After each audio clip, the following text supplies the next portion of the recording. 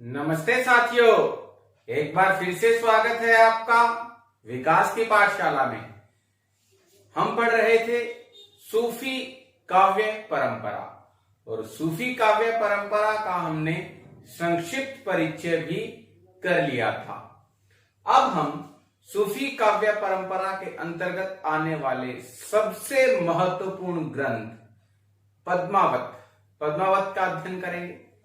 पहले एक बार हम कहानी जान लें कि कहानी क्या है। दोस्तों, कहानी प्रारंभ होती है सिंहल द्वीप से।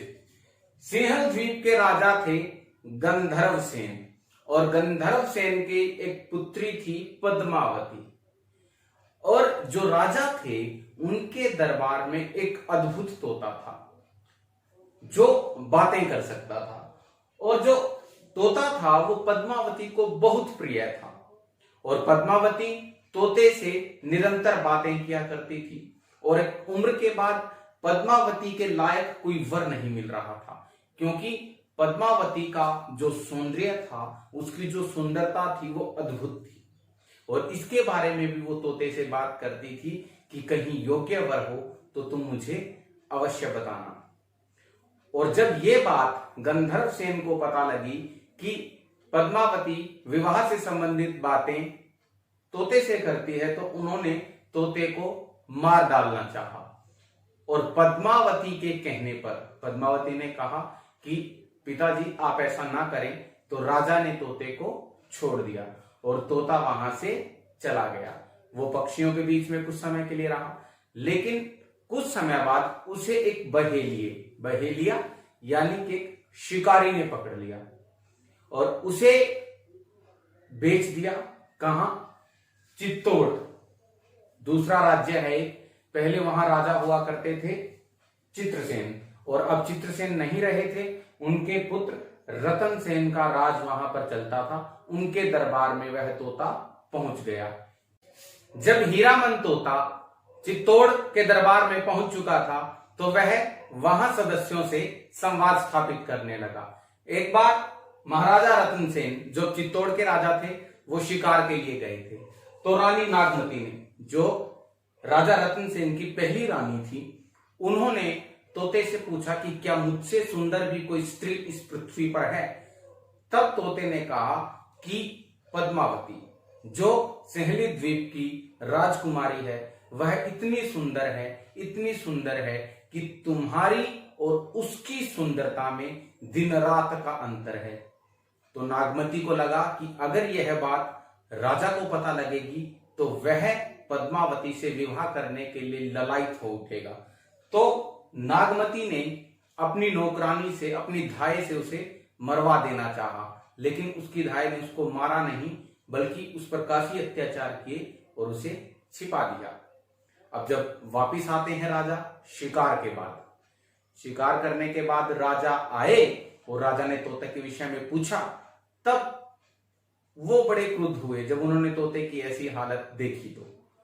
तो तोते ने सारी बातें राजा को बताई। अब राजा पद्मावती के विषय में सोचने लगा और वह एक साधु का वेश बनाकर सिंहली द्वीप की ओर रवाना हो गया। उधर हीरामन तोता ने जाकर रानी पद्मावती को भी बताया कि तुम्हारे योग्य एक वर है जो बड़ा वीर और साहसी है। तो रानी पद्मावती और राजा रतन सेन की मुलाकात सिंहली द्वीप पर हुई और अंततः दोनों का विवाह हो गया। इसके बाद की कहानी क्या है?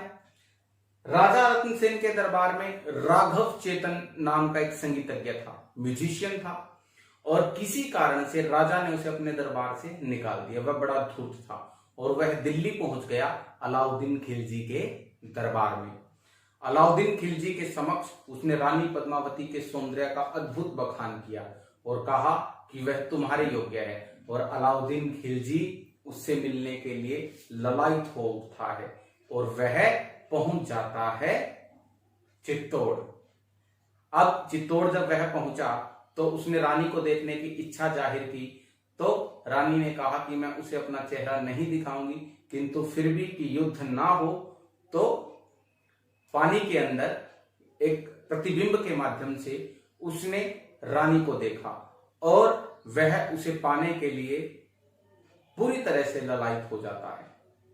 अब इस सबके बाद राजा रतन सेन और अलाउद्दीन खिलजी में युद्ध हुआ। राजा वीरगति को प्राप्त हुए। राजा के दो प्रसिद्ध सैनिक गोरा और बादल युद्ध में वीरगति को प्राप्त हुए।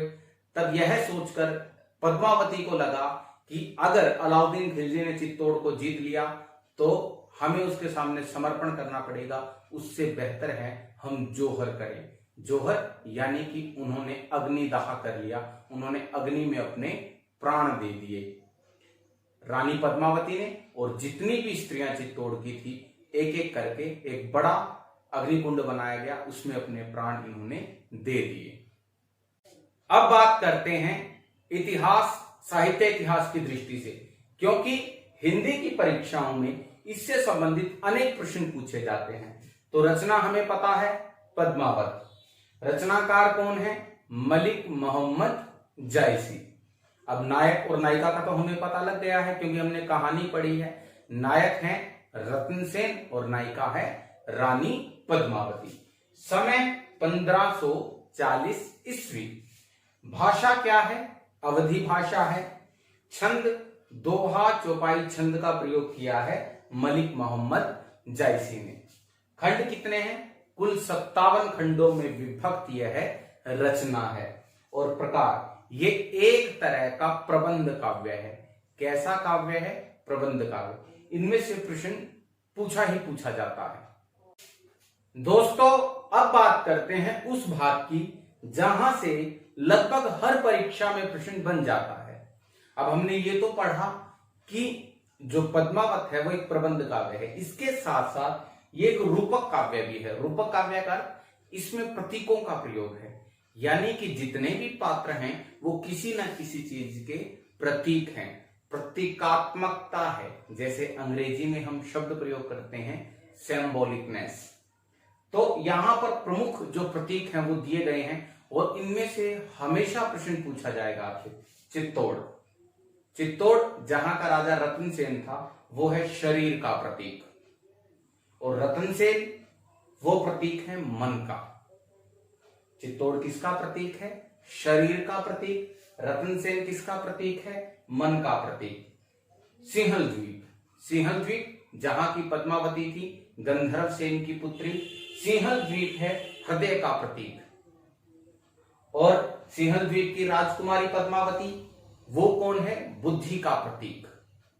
और उसके बाद राघव चेतन, राघव चेतन कौन? जो चित्तौड़ के दरबार में संगीतज्ञ था जिसे भगा दिया गया था, वो शैतान का प्रतीक है, क्योंकि वही अलाउद्दीन खिलजी के मन में शैतानी के भाव प्रकट करता है और युद्ध की स्थिति अपने चरम तक पहुंचती है।